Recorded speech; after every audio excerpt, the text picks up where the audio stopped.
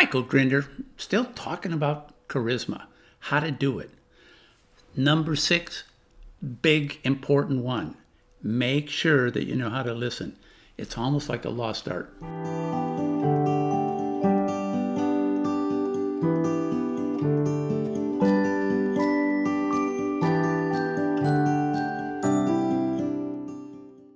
So we've got to figure out when someone is talking, they have their nonverbals in play. And that means that what does their face look like? What is their voice like? What is their body like? And what is their breathing like? Now that's their baseline behavior. So if I'm talking and I have this level of gesture, and I keep repeating this level of gesture in a rotating fashion, and it comes out so far from my torso, that's my baseline. Now why is that important? This may sound cruel to say, but if you're going to be a good listener, you have to understand their baseline behaviors. Here's all of, you can't read them too far away, all of the facial nonverbals, auditory, kinesthetic, and breathing nonverbals. The baseline is never important. It's the background from which they want to paint a foreground in their picture of communication. What does that mean? It means that every time they go outside their baseline, now whatever they say, that's what's important. So then that means that if they're gesturing like this, and all of a sudden they freeze, that change from their baseline, they're actually signaling you, the listener, this is important. So then you have to understand how to listen. If their voice is at a certain volume and they drop to a whisper, or they drop even louder, anything that is a change, anything that is a change from their baseline, they're marking off, please understand what I'm now saying is more important than what I've already said.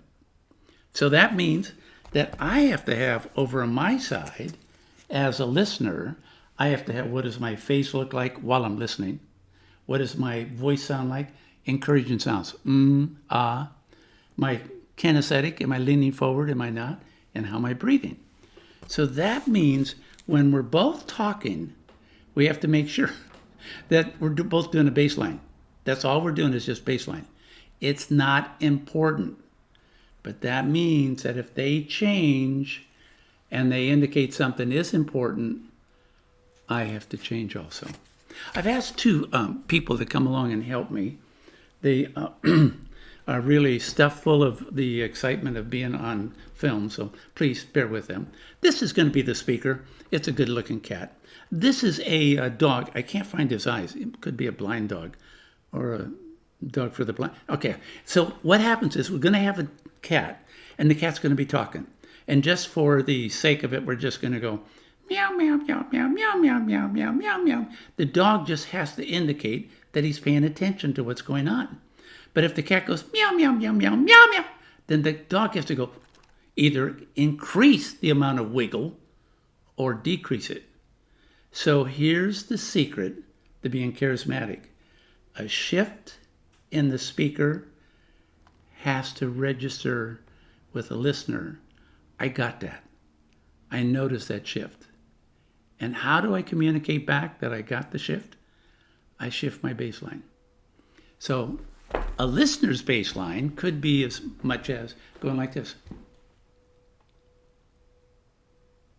So when do you change from this to this or to this? When they shift, you shift. So match your shift if you want to be a good listener. And if I may, most people think charisma is when you get to influence someone else. Listening is how you earn the right to have them listen when you talk. Learn to understand shifts and what a difference it will make in your communication. Please, if you live with someone, you get to practice every day. If you work with someone, it'll be there when you go to work. Learn to listen, but know when to shift when you're listening. Shift, shift, shift, shift. Baseline, doesn't matter. Doesn't matter.